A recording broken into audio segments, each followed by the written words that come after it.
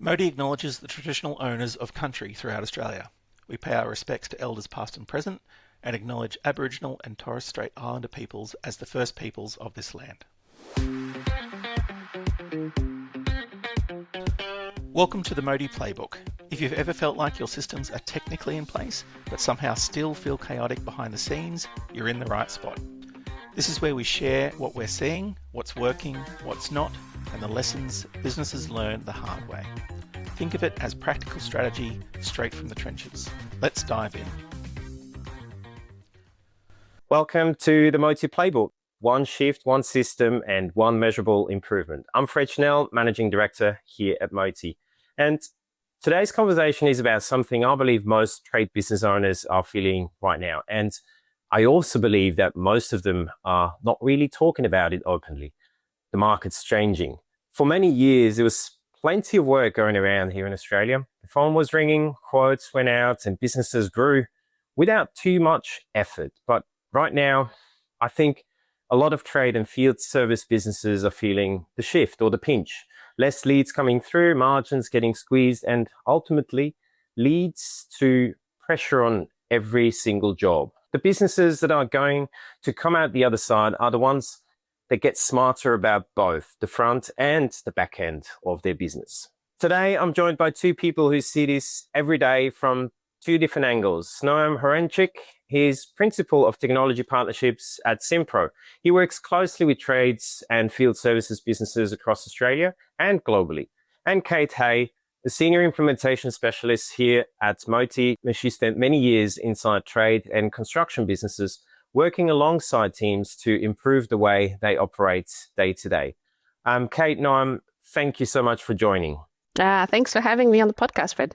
Awesome to be here. Absolute pleasure. Now, Noam, let's start with you. Do you mind giving listeners a quick intro to yourself and what you do at Simpro? And then Kate will come to you after that for a quick intro and your role here at Motii. Yeah, of course. So Noam Horenczyk, I joined Simpro 2.5 years ago in San Francisco. So I actually just moved to Brisbane last year. The goal was to have a global role to lead tech partnerships for Simpro Group. So it's not just Simpro software. We also have Aeroflow and Big Change and ClockShark. So it's a whole group. But the idea is that we wanted one central place where we manage any inbound partnership request. So if someone wants to integrate with one of our products with our open API, so kind of manage that, understand what that company does, what value they add to customers, and then help them get onboarded and have their integration approved and put on their marketplace and be available to customers, as well as what I call outbound partnerships of trying to understand, hey, where do we have gaps that customers are asking for functionality that we are not planning to build, and how can we partner with specific companies in those gaps to provide more value to our customers. Very good. Kate. So I'm Kate Hay. I'm a Senior Implementation Specialist here at Motii. And as Fred mentioned before, I've been working with trades and construction businesses over the last nearly 8 years, doing implementations and helping them to streamline their operations, put software and technical platforms in place that allow them to manage their client experiences. And I help to make AI and automations work in their day-to-day operations and processes. So I build systems, practical systems that help teams to save time, build customer relationships, nurture those client journeys, and just help teams to work really smart. So that's me. That's what I do here at Motii. Very good. Well, thank you both. Let's dive straight into it. Now, from what you're seeing across the Simpro Group customer base, what's actually changed in the trades market over the last 12 to 18 months? Good question. It's getting harder. When everyone's complaining that it's hard out there, they're not lying. They're not whinging. It really is hard globally for trades businesses. I think there's always a labor shortage, right? Everyone keeps talking about it, especially here in Queensland, in Brisbane. We have the Olympics coming up in 6 years. Who's going to build all that, right? So what's going to happen is that all these tradespeople are going to come from the rest of Australia, right? So other states are going to be in even bigger shortages because all of the tradespeople will be here building the stuff for the Olympics. So it's always, something people talk about, and you kind of want to, you don't want to just bring all these people that are not good at their job and just like plug the hole that way, because that could be a disaster. So that whole idea of labor shortages is getting tricky. I think there's a lot of competition. A lot of people are getting into the trades. They see that you can make really good money as a trades person, or even as leading a company in the trades. So you see a lot of competition, and then you see people having to deal with stuff that's not their forte. Like, how do you rank first on Google, right? How do you make sure that AI captures your that even someone is using ChatGPT, you show up there? So those are the challenges that, if you're a plumber by trade, that's not necessarily what you're focused on. And I think the whole AI conversation is confusing people. I have a long take on that, which I will wait for later in this episode to talk about. But I think, yeah, it's not easy, and the margins aren't there. I'm going to quote my CEO. He calls the tradespeople the second responders, right? So there's the first responders if something bad happens, police, fire, ambulances, right? And then you have the second responders coming in and having to fix it. If a bridge collapsed, if there was a traffic accident, whatever that is, right? Second responders, I think we all appreciate them very much. If you have an exploded pipe in your house, you worship the plumber that comes and fixes it, right? If you get locked out 100%. Of your house, you worship and I have worshipped twice in the last year, unfortunately, people coming and helping me open my house. So we need these people. Yet their margins are horrendous. So what we've noticed is that an average trades business has anywhere between 6 to 10% profit margin, which is a measly percent. For people that do a really, important job, lawyers get 30%, software is even more, right? So the people that we care about that do really important work are not getting paid enough for their work.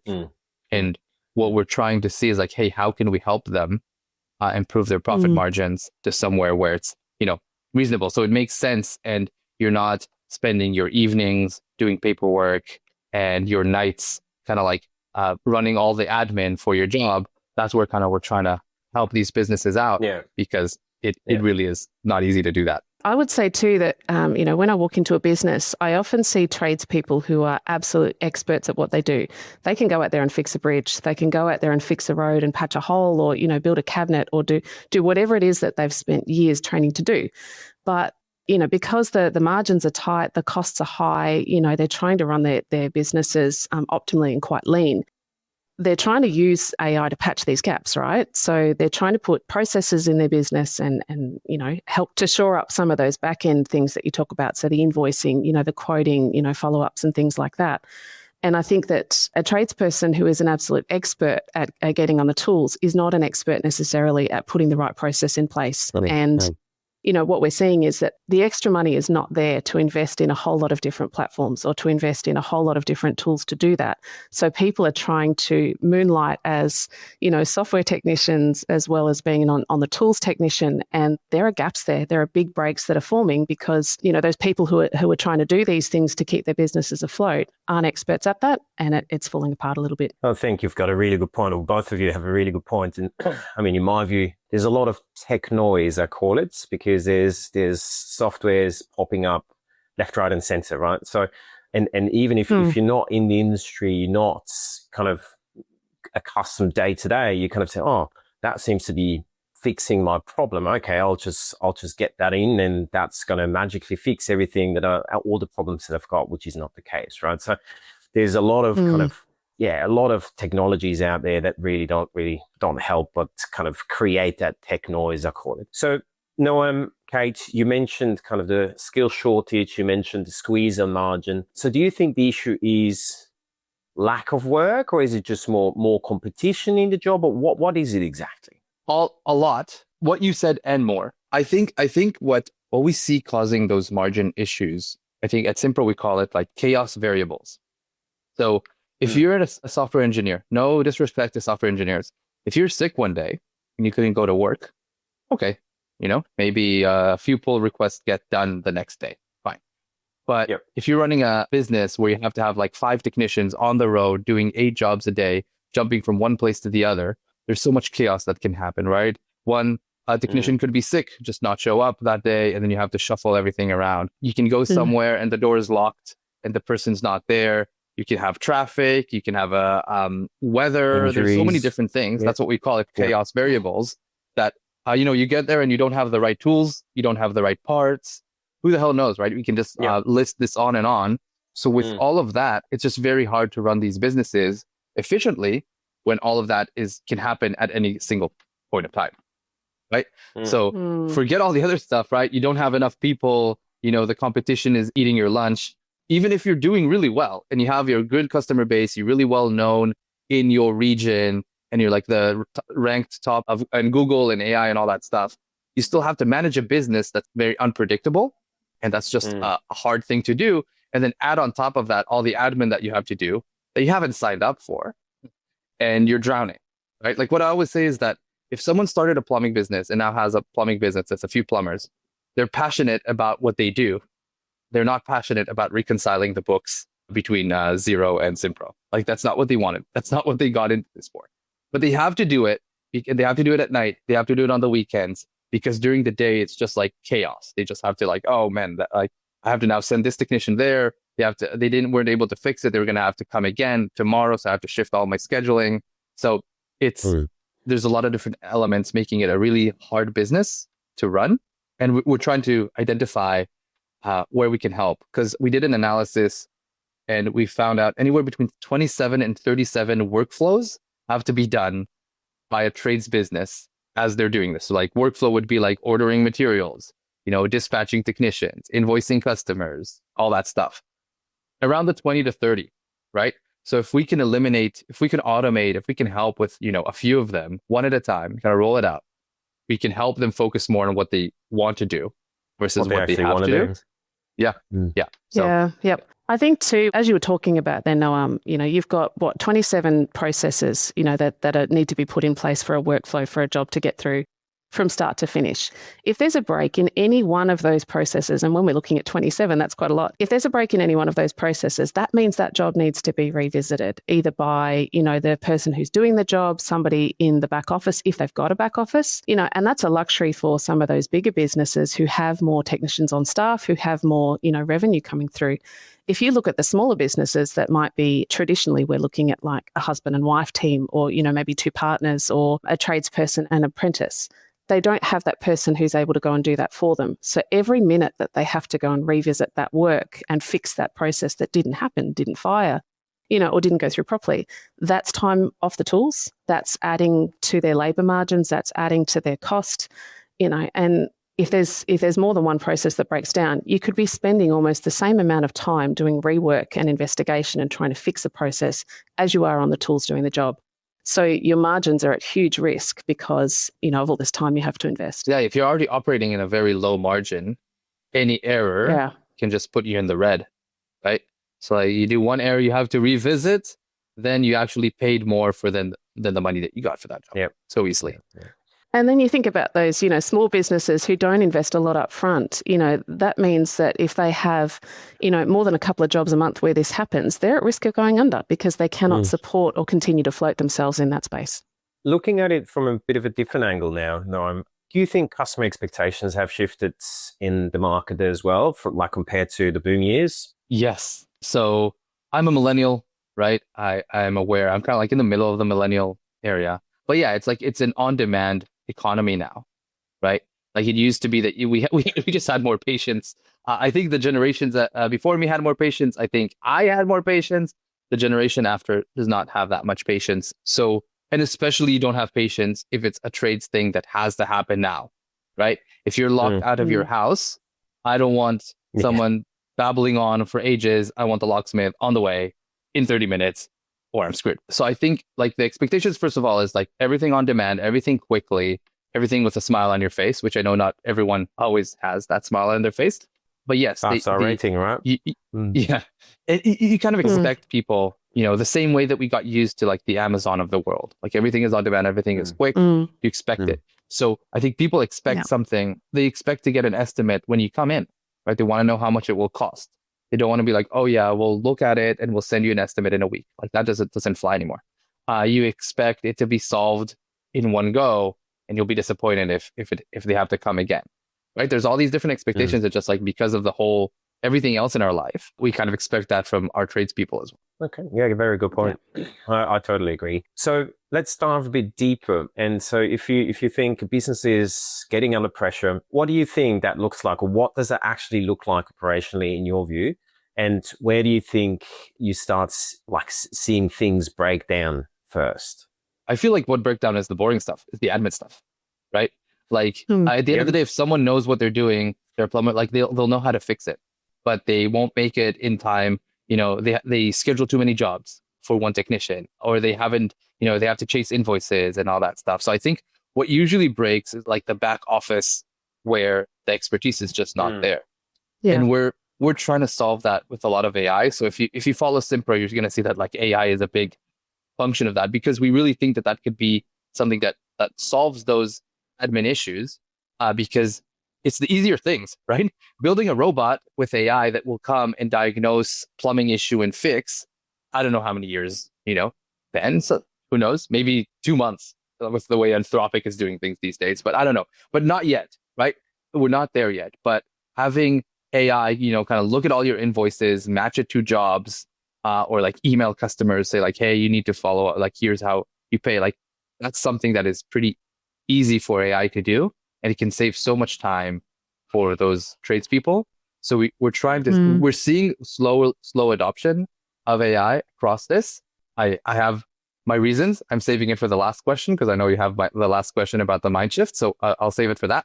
But we are seeing that kind of AI starting to flow into those trades businesses that realize like, hey, we used to not trust this, right? I used to, like, a few years ago, if I call and I realize that it's like a bot talking to me, I would be just like, representative, just like, leave me alone. Like, I know that you're not going to be able to solve my problem.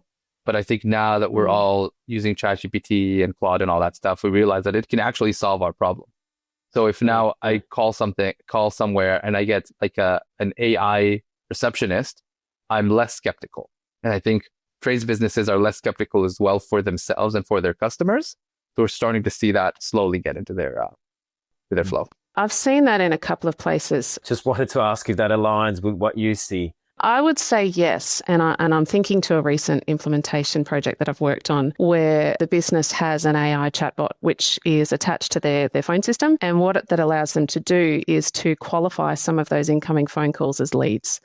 Based on the conversation that's had, the keywords that are spoken, they can work out very quickly, what kind of work stream this belongs to, whether it's a reactive job, a maintenance job, or something else, and then qualify that lead into their sales team to go ahead and push that through to convert that to a job.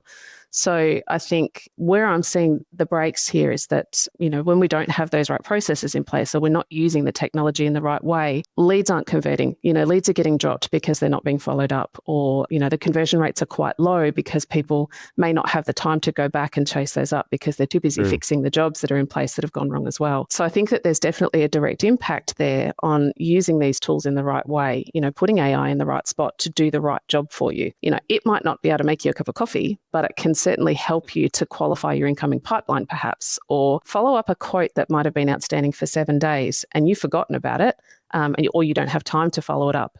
But if there's, if AI can do that for you and send out that reminder or send out that gentle nudge, that's another converted lead potentially that's coming into your work, and that's what you want. Totally agree. Let's dive a bit deeper into that space, kind of looking at a business that is doing well in today's environment. What are they doing differently? Yeah, I think what they're doing differently is they're planning ahead, right? They're seeing where the market is going. Like, I see the summer's coming. I'm an HVAC technician. Like, the cycles are coming. So I need to make sure that I'm staffed, which I think a lot of businesses do. Like, if you're an experienced business, you do. So I think, do you just do it better or worse? But I think a lot of them just make sure that their systems talk to each other. Again, the more boring part of their job that they did not sign up for. But if you make sure that your job management software is talking with your accounting software, is talking with your estimating tool, then you're saving, first of all, data entry, which is like the most boring term in history, double data entry. But it is a thing. It is a problem, right? Because if you do it, it's not just that you spend time doing it. There's also mistakes, right? Now someone typed in the site address slightly wrong, and then the materials get sent to the wrong address, even though you have the right customer address in your CRM. Like these little things. Right? Or like a purchase order that then gets sent to the, and then you start building the road in the wrong place. But then you also have, like, with the supplier, with like a purchase order, you mistyped some part number and you get the wrong part, and then everything gets delayed. So like just having your systems talk to each other and integrate, which is kind of my world. So I'm very biased. Like, if you ask me what customers are doing that is good, I'm like, yeah, they're doing what I think is important very well, which is having their technology work for them and talk to each other versus be a burden. Okay. Kate? Yeah. I agree with that wholeheartedly. And from the flip side of that, I spend a lot of time getting teams to talk to each other or teams to communicate with each other using these software platforms. So, for me, it's about setting up a software platform and these businesses who understand the value of putting in the time to configure their environment, to configure their platform, their software, their tech stack, to make sure that they are all talking to each other so that teams can efficiently do the work that they do best and then hand it over to someone else to do their work that they do best, and whether that's understanding a lead that's come in, capturing what they're after, capturing, what they need from you, and then being able to hand that to operations with no gaps, so where the information just flows from one to the other, so that operations can then do the things that they do really well. And like you said, Noam, that might be raising a purchase order that's linked directly to your supplier account so that the purchase order gets injected into the supplier account. There's no mismatch on product codes. There's no mismatch on delivery address and things like that. And everything, then flows on from there. So I think those businesses who do take that time to understand, what does my customer lifecycle look like? What are my needs? What do my people do? And how do I best automate that for them or make sure that they've got the right tools to do that job in the best way, And I think I wouldn't make a cake using a drill to mix the batter, and then stick it in the oven and expect it's going to be really good. It's going to be clumpy and there's going to be stuff everywhere. So, using a spreadsheet to try and manage an entire job life cycle from, incoming lead right through to invoice at the other end is not going to work well. It's the same thing. I think it's a bit of a double-edged sword, I reckon, because you both alluded on the fact that, you're chasing every job and the margins are so squeezed and you're dealing with crisis, like you're a crisis manager pretty much on the day-to-day basis, right? So for a business owner of a business like that, when do you take time to get out of that daily grind, head down, bum up, to really think about your customer journey? You think about your workflows and where things fall through the cracks and where the admin burdens are and how could I fix that, right? And probably also coming back to that kind of the tech noise, right? So you see this pop up on your screen, it's going to solve all your issues. Okay, I'm just going to sign up. But I think, you need to have the right technology in place. You need to take the time to really work on your business, to think it through and to make sure that it actually works and that you're not just having a technology that does something but doesn't really do it well and you're still copy pasting from one system into the other, right? Yeah. And I think 100%. Yeah, and I think so. Nobody has any time for that. To answer your question, nobody has the time to think strategically. Correct. And honestly, us software companies are not making it easy because every software company is trying to sell the dream, right? So a lot of the software you're using has a bajillion functions, but you don't need those bajillion functions. You just need this specific workflow. But it gets really hard when you're already overwhelmed to understand okay, this part of the platform is not for me right now. Maybe I grow into it. Maybe, in a year, I have this part of the business that I actually need it. These are the workflows that I'm using the software. So that's why I always say websites are horrible. If you're trying to evaluate software based on website, they're just meant for SEO and for being taught, but you don't understand what the software actually does. You need to make sure, it always has to start from the problem. I know it's something everyone says, but what is my problem? What is the workflow I'm trying to solve? Can I solve it with this software? It might have all these other bells and whistles. Great. Maybe I'll get there. Maybe I won't, but I just need to make sure it solves this one thing that I'm trying to do and make it and focus on that when you're talking to the representative from that company and when you're implementing it. No, 100%. Well, unfortunately, that is all we have time for today. A huge thank you to Noam and Kate for joining me for part 1. The good news is we are only halfway through this conversation. Stay tuned for part 2, where we will dive a little bit deeper into the specific tools and strategies you can put at work right now. In the meantime, if you would like to find out how a connected Simpro and Pipedrive setup could work in your business, use the link on our website, motii.co/playbook, to book a demo with the Motii team. Thank you so much for listening, and we'll see you in the next one. That's it for another episode of the Motii Playbook. One shift, one system, one measurable improvement. All information shared in this podcast is general in nature. For tailored advice specific to your business, visit motii.co/playbook and book a momentum call with our team. See you next time.